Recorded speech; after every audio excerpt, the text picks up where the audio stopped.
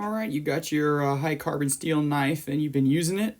How do we go about taking care of these things? So when you get your knife, it's all nice and pretty and shiny and silvery, and then over time the knife starts to get some color to it.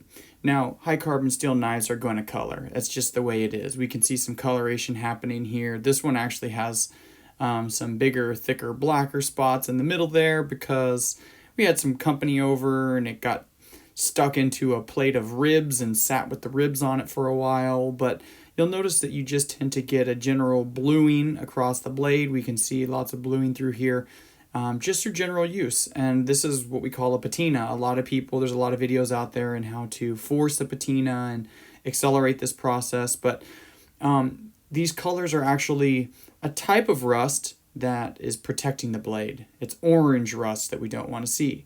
But if it's unsightly or you get a big thick blob on there that you don't like the look of, you can remove it. There's some products on the market that will remove it and get you back to that silvery color there.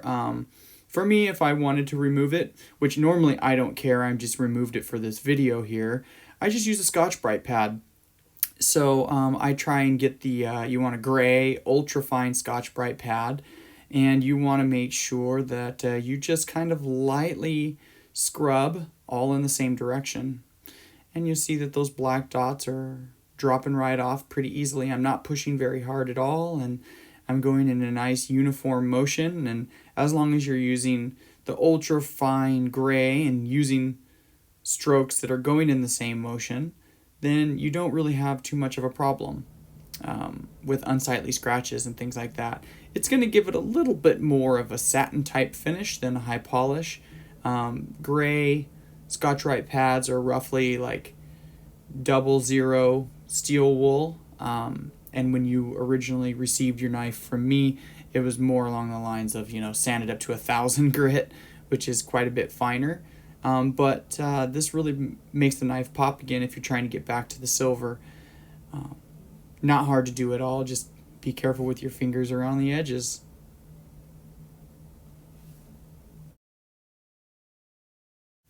Next order of business we have here is keeping our knife sharp. So over time your knife is going to dull. There's no knife on the planet, I don't care if you pay $1 million for it, they're all going to get dull over time, especially if you're not using a proper cutting board. I see a lot of people use, cut on a plate. That's like the worst thing you could do for a knife, is cut on a porcelain ceramic plate, something like that. But over time you're going to get a little bend in your blade. That razor edge is so thin that it's going to start to bend over. And what we want to do is try and straighten that razor edge out. And not only straighten it, but we can remove it and expose a nice sharp edge underneath without ever having to go to sharpening stones. Because sharpening stones are really intimidating for a lot of people. And there's a lot of potential for you to really mess up a knife going to the stones if you don't know what you're doing. So what we want to do is bend that wire edge back to the right position. When too much time has gone by, you actually will even lose that sharp wire edge and you get a nice round bottom to it. And there's no amount of maintenance that we can do here to fix this without going to the stones. When you go to the stones, you're actually going to have to remove all this metal and you actually take life away from your blade, right? So eventually you're going to sharpen a blade away to nothing, after many, many years. But you're going to remove metal and you're going to expose a fresh edge underneath. And so what we want to do is prevent having to do that as much as possible. But the problem is, because people don't know about maintaining their blades, what happens is this little wire edge that we see over time, since it's not being addressed, it just continues to bend and it continues to spread. So instead of just being, in one area the size of a dime, it starts spreading down the entire blade and it gets pushed so far over that, in essence, it just becomes part of the blade itself. And once this happens, you can't fix that without going to the stones. You've got to grind it off. So the key is to straighten it before it becomes a problem. And that means, every few uses, if I've barbecued a few times, maybe the third time, I'll pull the strop out and straighten that edge out before I lose my edge. And that way I never have to go to the stones. I only sharpen my knives like once a year.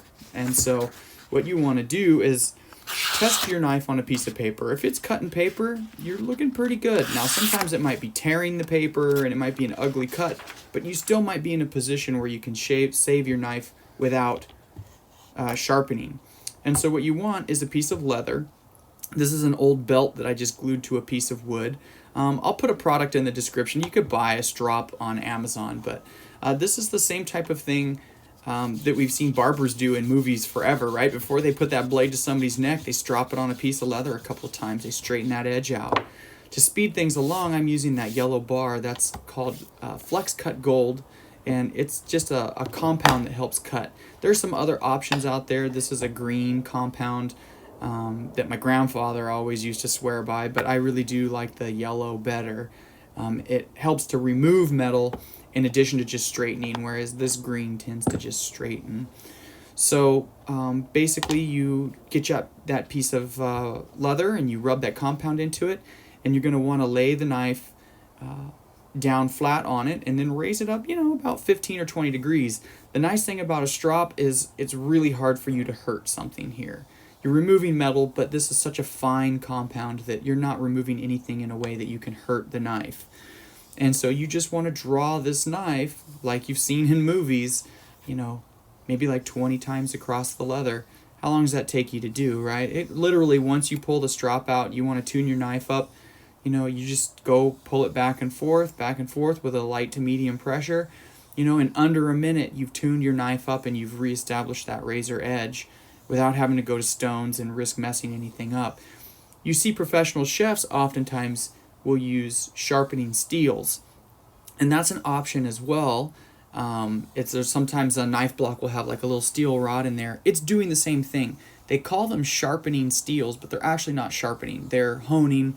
They're basically stropping. They're doing the same thing. They're correcting the edge and maybe removing a very small amount of metal. The problem I have with sharpening steels is the potential for disaster is a little bit higher, and the hardness of your blade does matter.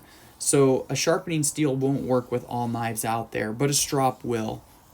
And a sharpening steel also has a little bit more potential to chip your blade if you're not doing it right. But this will polish your edge up. You can see the nice high shine we get on that nice razor's edge.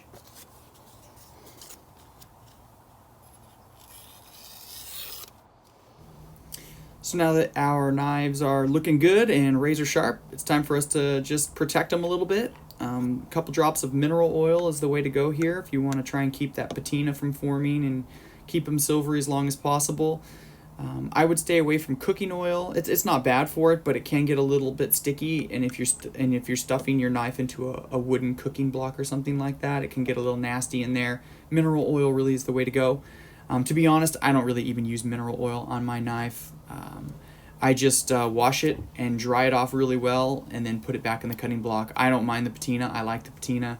I think it gives it some character. But if you're trying to keep it silver as long as possible and not have to hit it with a Scotch-Brite pad that often, a little bit of mineral oil will go a long way.